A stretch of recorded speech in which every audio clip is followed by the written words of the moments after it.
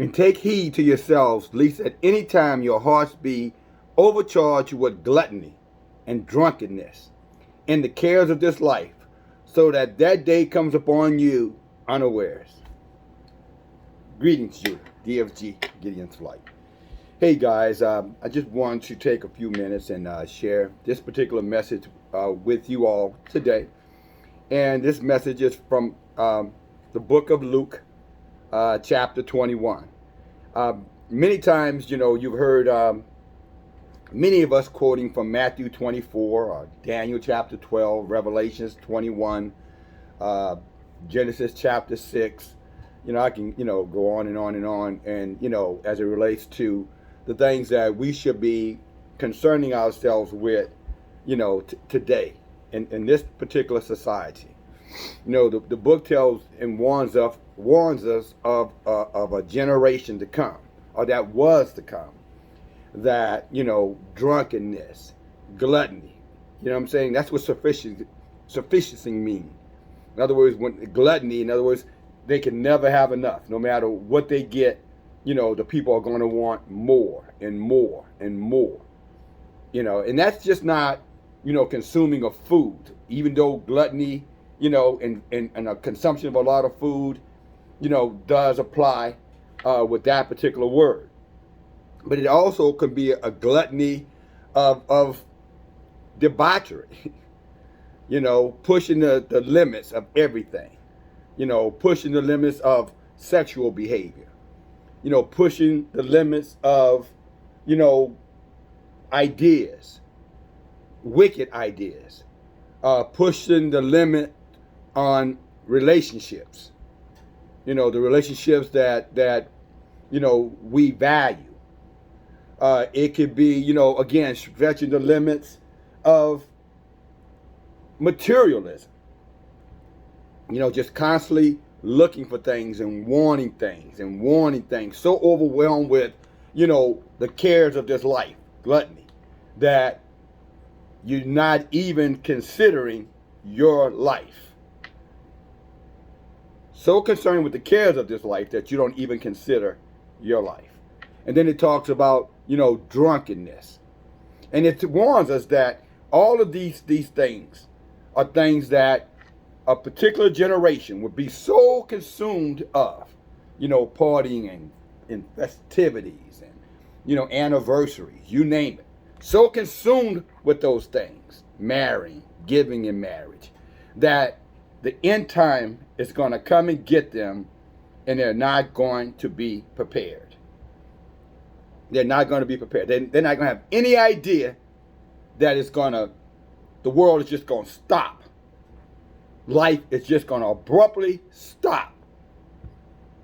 And every soul on this planet, except for those that have the mark of Elohim, will be destroyed. Every soul, everybody on this planet, except for those with the seal, it's called the Ruhuk of Elohim, will be destroyed. He says it's going to come like that. They're going to be eating, drinking, partying, marrying, giving in marriage, buying and selling, stealing and lying and cheating, betraying their so-called friends, backstabbing their friends, hypocrites. You know what I'm saying? I'm with you, and then I'm not with you. Denying the commandments of Elohim. Let us not forget that. Saying that it's not important to keep the law, statutes, and commandments. One of the things that come to my mind, with these, so-called believers, and I call them so-called believers. I'm not, the Gentiles and the heathens, they don't know what they believe.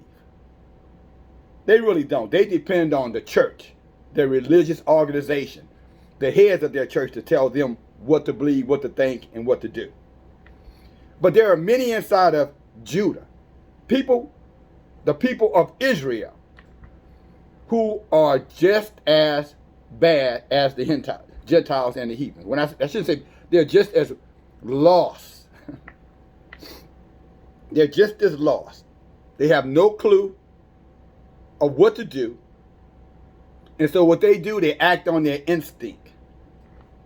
Whatever their mind tells them to do, that's what they do. So here today, gone tomorrow. With you today, hate you tomorrow. But the one thing you'll find in common of every unbeliever, whether they be heathens, Gentiles, or Israel, because there are many in Israel who are also going to be judged when Yah judged this wicked planet. The one thing you'll find in common with them is that they will selectively decide what they're going to obey and what they're not going to obey. And they will tell you that it does not matter before Elohim.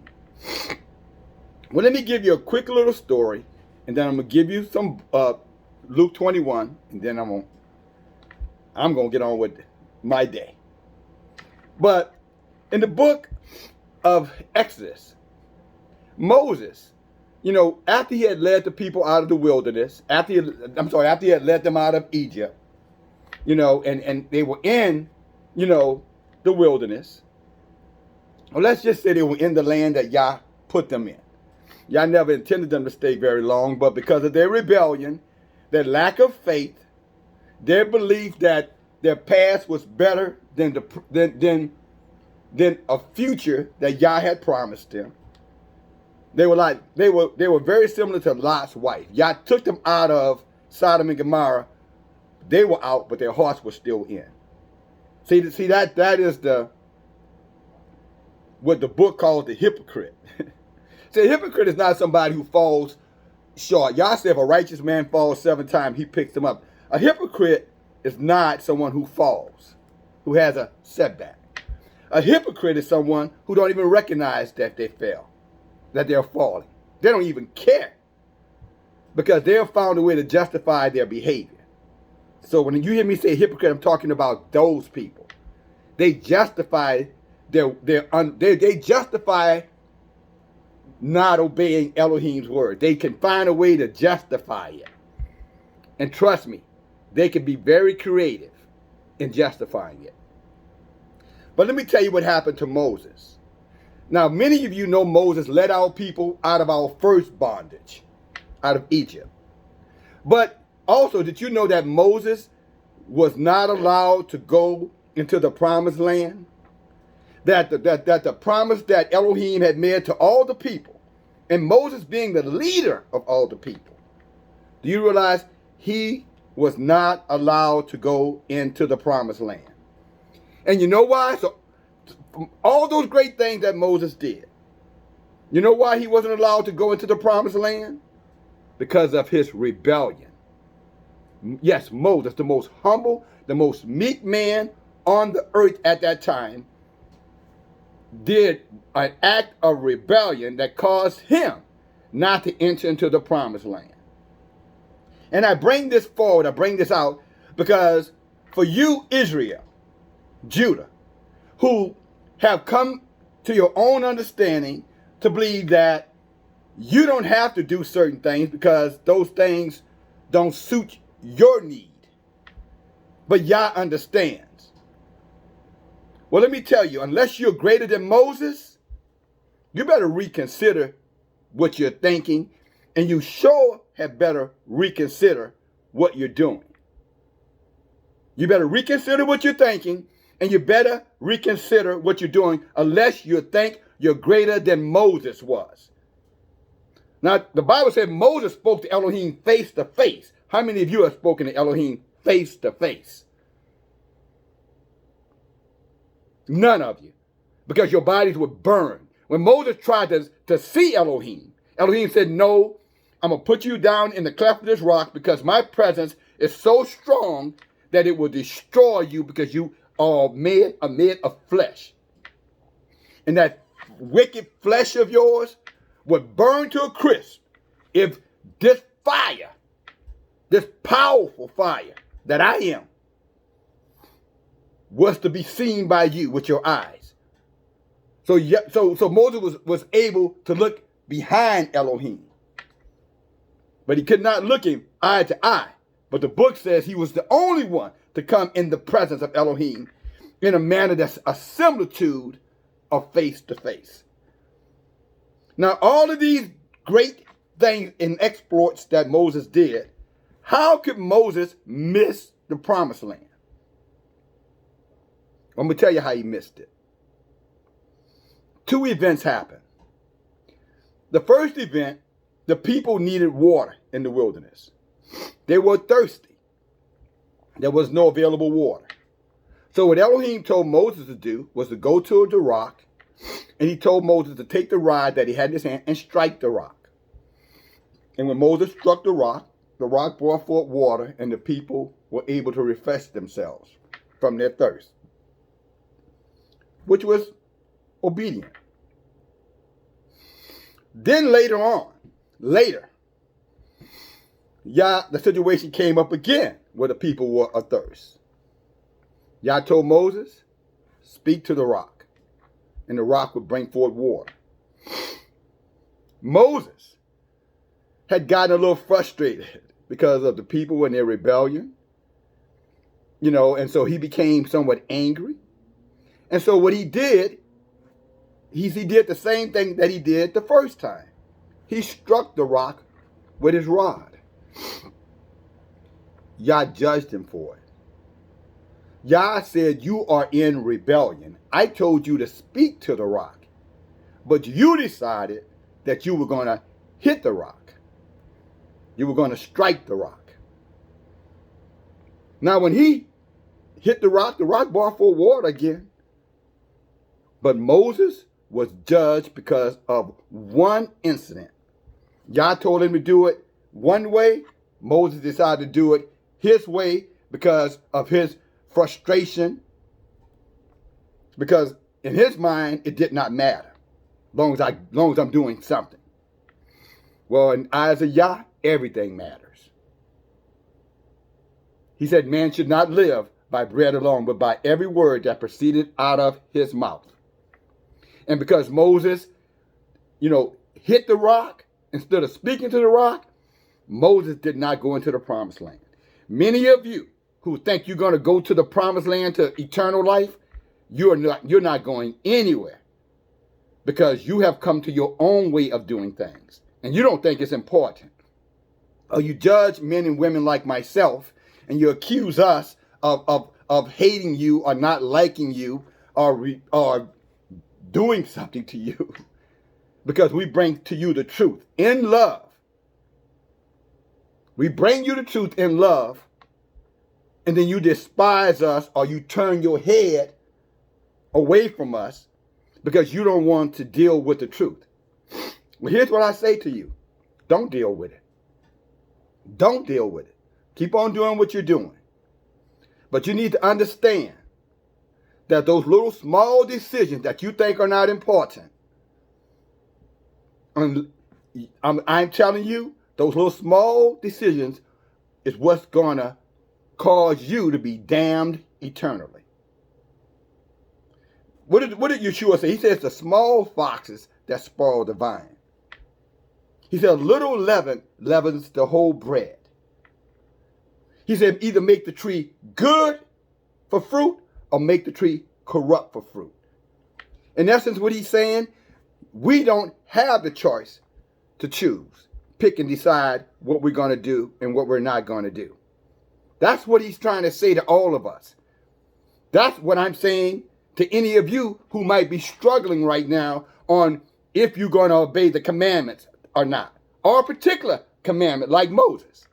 Moses had obeyed everything that Yah told him to do. He put his life on the line to go back to face a king who wanted to kill him. He put his life on the line when he was leaving Egypt, when the Pharaoh's army came behind them to kill them. He put his life on the line when he went through the Red Sea, when the waters part, and he walked through this water and water on both sides, and they all could have drowned. He went up into the mount, faced Yah, a burning fire. He put his life on the line when he asked Yah, who are you going to send with me? Because I don't speak well. And Yah was displeased with him and sent Aaron, but was going to destroy him, but had mercy on him. He came down, he judged the people who had turned back. They were partying and idolatry, worshiping idols, having orgies, parties, getting married, receptions, anniversaries, all these things, while Moses was up there getting the commandments from Elohim to bring back down to the people were down there doing, just acting out, just having a big time festival. Wicked, doing anything that came to them. They were acting just like they were when they were in the so-called world. And Yah judged them, killed many of them, but he didn't kill Moses. As a matter of fact, it was Moses who brought forth that judgment on behalf of Elohim and destroyed them. When Korah and his group came up against Moses, because they said, well, Moses, who you think you are? You're not special. Yah said, you tell Korah and you tell all his followers, tomorrow morning, come out in front of the tabernacle. I want to talk to them. And when they came, Yah opened up the ground and swallowed, I want to say it was 200,000 of them, and buried their asses alive. Why? Because they were rebellion against Moses. He said, Moses, when they rebelled against you, they were rebelling against me. See, a lot of you out there, or a lot of people out there rebelling against us. Many of you who are bringing forth the truth, people are rebelling against you. They're trying to make it personal. They're saying, oh, it's you, it's not Elohim. That's just your opinion. See, that's what Korah said to Moses. Who does Moses think he is? Yah said, I'm going to show you who Moses is in my eyesight. I'm going to destroy all of y'all. All of y'all who lined up with Korah and criticized Moses, I'm going to destroy all of y'all because y'all thought y'all were criticizing Moses, but really y'all were criticizing me because Moses was only saying what I told Moses to say. For you believers out there, for you messengers out there, you watchmen out there, you sisters out there who are bringing forth the truth. You see all these naysayers, all these negative people who've got nothing but negative stuff to say to you. They got an attitude with us now, attitude with you now. Don't worry about it. They think their attitude is with you, but what they're going to find out is that Yah is looking at it saying, oh, you got an attitude with my messengers? Then I'm going to take vengeance on you because they are only they're only sharing with you what I told them to share with you. So when you're attacking them, you're attacking me. Again, so brothers and sisters out there, when they attack you, don't worry about they're attacking Elohim. When they come at you, oh, I don't have to do that. I don't agree with what you're saying. That's your opinion. Don't get upset. Don't get upset. Just remember, you have your work to do, and they have their work to do. Amen? And every man is going to be judged by their works. So when they in rebellion, just like Moses decided he was going to do it his way. Not the way he was told to do it, the way he wanted to do it. And for just that one incident, all those great things that Moses had done, that one incident caused him to be judged of Elohim and not receive the promise that Elohim had promised all of those who were 20 years and younger that they would go into the promised land. Joshua made it because Joshua was obedient. Caleb made it because he was obedient. Moses didn't make it because of one act of disobedience. And you need to remember that. So all of you are out there saying, oh, it doesn't matter. I'm telling you, it does matter. Many of you think when someone brings you the truth, again, they're attacking you. Why didn't you just take it as that they love you? That we loved you enough to tell you the truth. Just because you don't want to hear that truth doesn't mean that the person who brought the truth to you or those who are bringing the truth to you despise you or hate you or don't like you. That's your ignorance speaking. That is your ignorance. In other words, if you knew the word, then you would understand that when you are attacking them, you are attacking the word. That's your ignorance. In other words, your lack of knowledge. Because if you were truly knowledgeable, you would recognize, wait a minute, that is in the book. It is in the book. And therefore, if it's in the book, I have to obey it. This whole thing again with apparel. I'm going to bring it up again. Women and men's apparel. If you read Deuteronomy chapter 22, verse 5, that verse is very, very clear. A woman should not wear that which pertaineth to a man. And if she does it, she's in abomination. It's a clear statement. And then many, oh, no, I ain't doing that because. Well, do you know that all of your grandmothers and your great-grandmothers and your great-great-grandmothers, many of them who worked on the slave plantations, let me be clear. Many of us who were on those, our grandmothers who were on those plantations picking cotton, yes, picking cotton in the hot sun, chopping down cane, picking peas, raising hogs, doing whatever they were instructed to do by their enslavers. Do you know that all of them had on dresses? All of them? Oh, you don't believe it? Just go back. There are pictures. There are many, many pictures of our women who are working in the fields with dresses down to their ankles.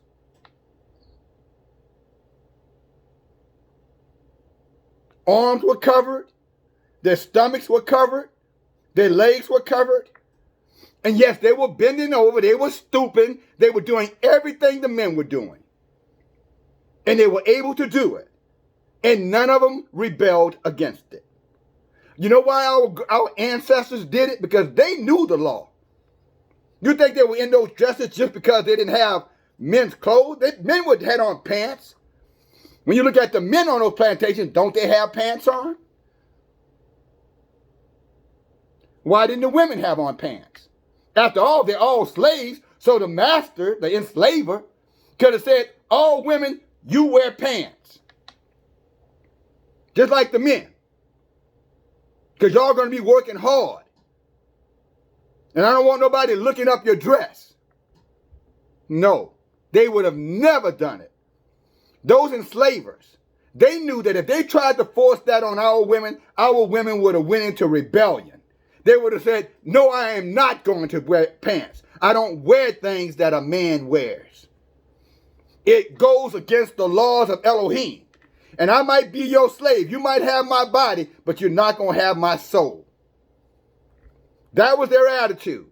You might own my body, but my soul belongs to Elohim. Therefore, I'm going to obey Elohim first.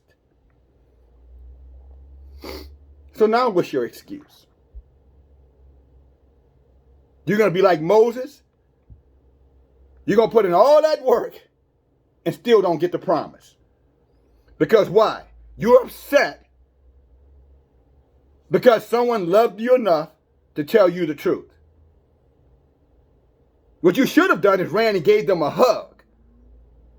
You should have gave them a brotherly kiss, a sisterly kiss. I'm not talking about some intimate kiss. You should have grabbed out and grabbed her and said, thank you for loving me enough to tell me the truth. After all, my pastor never told me. But no, because of your rebellion, you're going to do it your own way.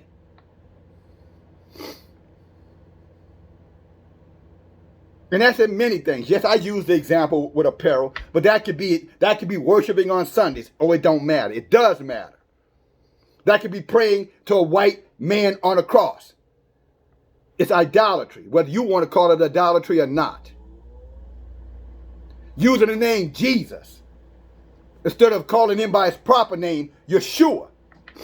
It's an act of rebellion, whether you want to believe it or not.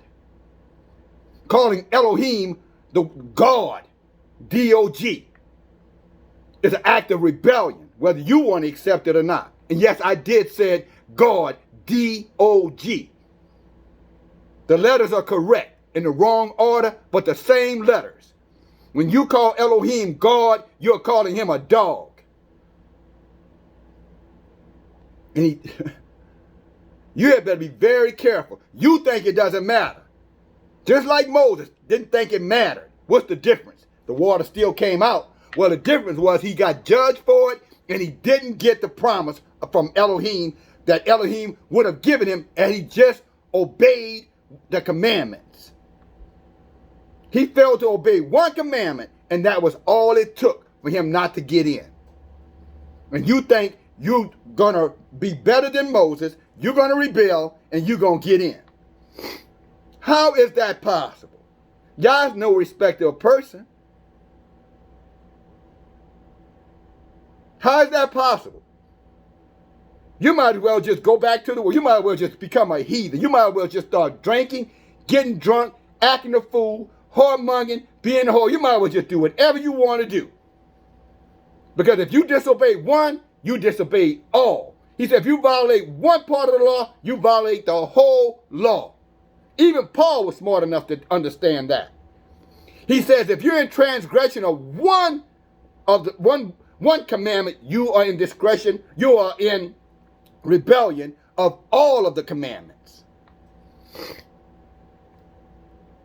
And some of you are like, you can't keep them all. Well, you can keep the ones that you can keep. And you had better clearly understand the ones that you can keep are the ones that your ancestors had kept. If they kept it, you had better keep it. Yeah, we're under captivity, but there's some things that has nothing to do with captivity. Worshipping Elohim on a Sunday, that is raw worship. That is idolatry. Calling him Jesus, idolatry. Praying to a cross, idolatry. Using the word God, idolatry. Putting on a woman's apparel if you're a man, idolatry. Wickedness, abomination. Wearing men's attire if you're a woman, idolatry. Wickedness, rebellion. Abomination. That's what the book says. And you can hate me all you want for telling you the truth. Go ahead, have at it. But when you stand before Yah, and he brings to your remembrance, what you heard, what you were told, you're going to be without excuse. You are going to be without excuse. And many of you say, well, if I didn't know, I'm not guilty. Yah said every knee is going to bow. Every tongue is going to confess. What does that mean? No one is going to get away with saying, I didn't know. I didn't think, I. He's going to say, you can take your eye and get away from me. You worker of wickedness. I never knew you. It's in the book. It's not DFG's opinion. It's in the book. He said, many shall come to me that day saying, I've done miracles in your name. I've done great works for you. I have cast out devils for you. He said, I'm going to say to you, depart from me, you worker of iniquity. In other words, you selfish, you did what you wanted to do. I never knew you. You are a castaway. Now, these things that I shared with you, they don't have to be your judgment. Moses could have easily just, if Yah told him to speak to that rock, all he had to do was say, water come forward. That's all Moses had to say. But no, because he didn't like what was going on, he decided to do what he wanted to do. His version of the truth. Yah judged him for it. Now, you can learn from that if you want to. You can take a lesson from that if you want to. Or don't. But just because you decide not to do it, I'm telling you, doesn't mean that Yah's going to approve of you. And you can, and I know you probably say, I don't care. Okay. You will care. You might not care right now. You know, you might not care when Yah attacks your body. And all of a sudden, you got colon cancer, breast cancer. I bet you're going to care then. When Yah let the diseases come upon you, that he spoke about in Deuteronomy chapter 28. He said, if you don't keep my commandments, I'm going to let diseases ravage your body. You forgot about that, huh? So when you get lung cancer, or breast cancer, or colon cancer, ovarian cancer, bone cancer, when you lose your mind, you get Alzheimer's, you'll care then. You get throat cancer. I bet you're going to care then. You get cancer of your rectum. When you start throwing up your bowels, I bet you're going to care then. Because he said those are the things that's going to happen to any of us who decide not to keep his commandments because we don't think it's important.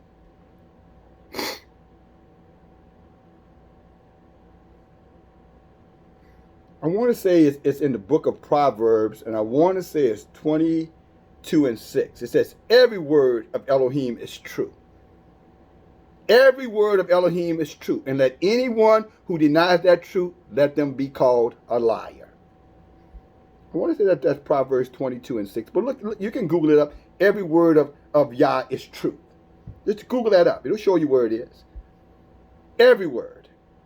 And that is what you're going to have to live by. Because guess what? My sister, my brother, that's what you're going to be judged by.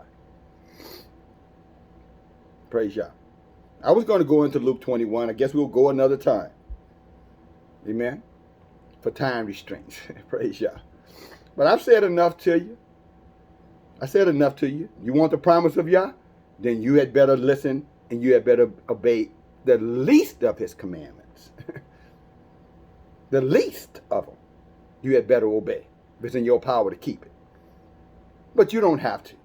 But for those of you who are taking this message to heart and say, you know what, DFG, you share some things that really open my eyes, and you know what, I'm going to reconsider and I'm going to keep his commandments. I'm going to go and do it. If my grandmothers could do it, I'm going to do it. If my grandfathers could do it, I can do it too. I'm going to do it. If they could be out in the hot sun and they can still obey Elohim, then I can be at work and I can obey Elohim too. For those of us who are going to do it, I'm going to do it. For those of us who are going to obey that and do that, then go ahead and do it. It's time. Like he said, he's going to come when no one expects him to come. And he's going to catch you doing exactly what it is you got in your heart to do. I pray that it's Yah's will and you're being obedient unto him when he comes. He doesn't catch you, out here doing it the way you want to do it. That's my prayer for you, my hope for you. But all the hope and all the prayers in the world don't mean a thing if you don't want it for yourself, sisters and brothers. And that's what I'm going to leave you with. But like our brother Joshua said, y'all do what you want to do. For us, Deo, DFG, I'm going to serve Elohim. Joshua 24:15. Talk to you later. Bye now.